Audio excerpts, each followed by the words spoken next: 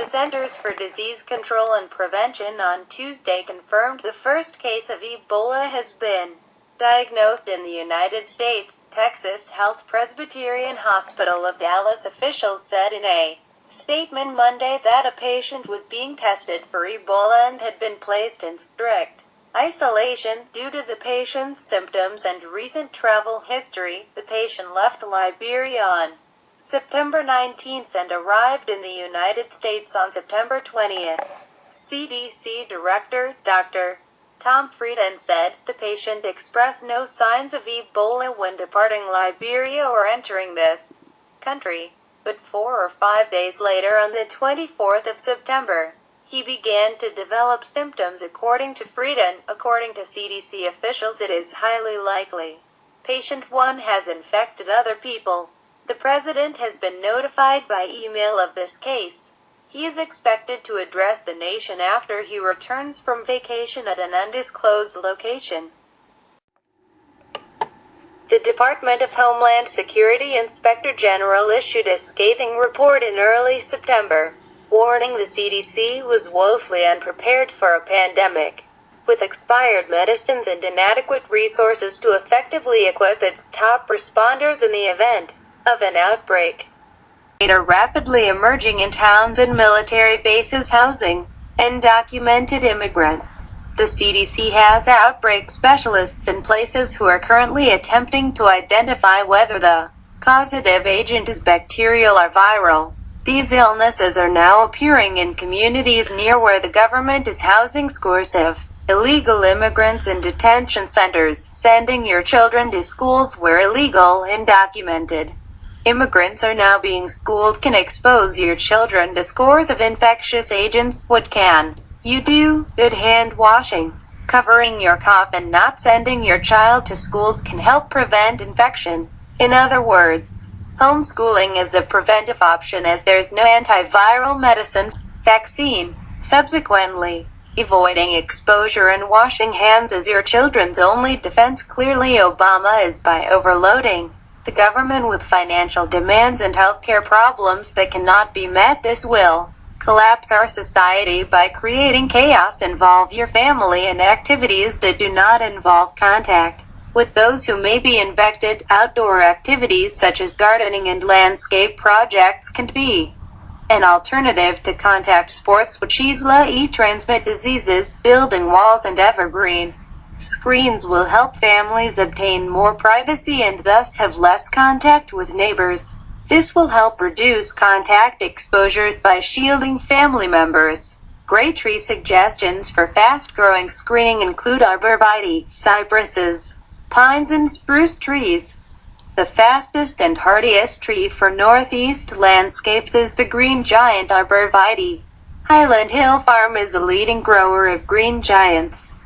Call Highland for green giants at 215-651-8329. Ticks are among the most dangerous parasites that can attack both you and your dog. According to the Center for Disease Control, ticks can be found in the United States that are carriers of microorganisms that can cause human diseases such as Lyme disease and Rocky Mountain spotted fever. We now have a deer bait station that will apply a ticicide to deer to help control these critters with an effective rate of almost 98% reduction in tick populations in your area. The deer bait station has 4 paint rollers on it which rub against the ears of the deer while they're eating. It's an efficient way to kill ticks on your property. This bait station has killed up to 98% of the deer ticks in an area. It's recommended that you use 1 feeding station for every 40 acres to get adequate coverage for your property. This feeder uses only, and I repeat only, whole, clean corn. And the deer will only eat about 1.5 pounds of whole, clean corn per deer per day. So it's not that much per deer to feed these deer and treat them. The storage bin for the corn on the deer bait station can tell you how many pounds of feed are being consumed by the deer.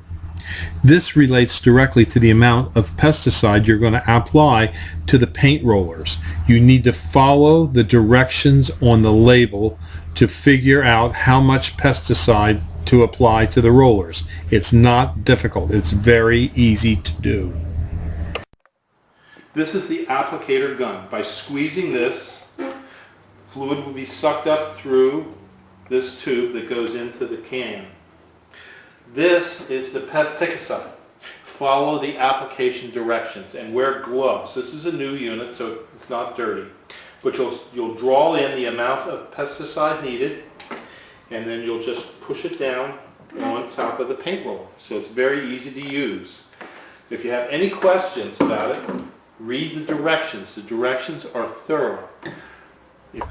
When placing corn in the feeder, do it on a dry day so the corn does not get moldy.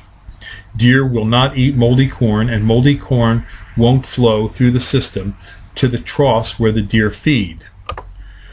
We like to keep track of the amount of corn that is consumed, because with the knowledge of the amount of corn consumed, we can figure out, using our pesticide label, how much pesticide to add to the paint rollers.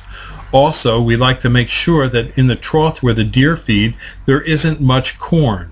When there's a lot of corn, they can eat it fast and they don't get as much of the pesticide on their ears. We want them to work at the station to get the pesticide on their ears.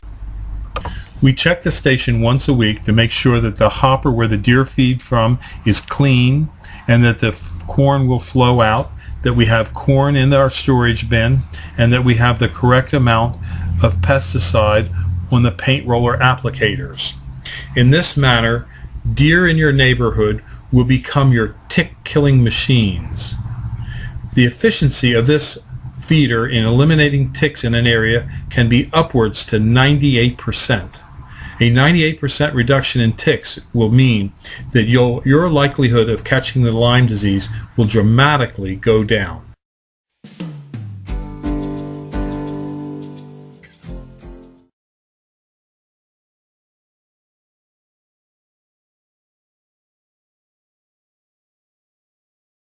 The Obama administration is making many people fill out Form 4473. It's a transactional record for the government when you buy certain items. It makes you declare whether you're Hispanic, Latino, or not. And then you must check whether you're also Asian, Indian, Black, Pacific Islander, or white. At Highland Hill Farm, we will never ask you any of these intrusive questions that the Obama administration forces many retailers to ask their clients.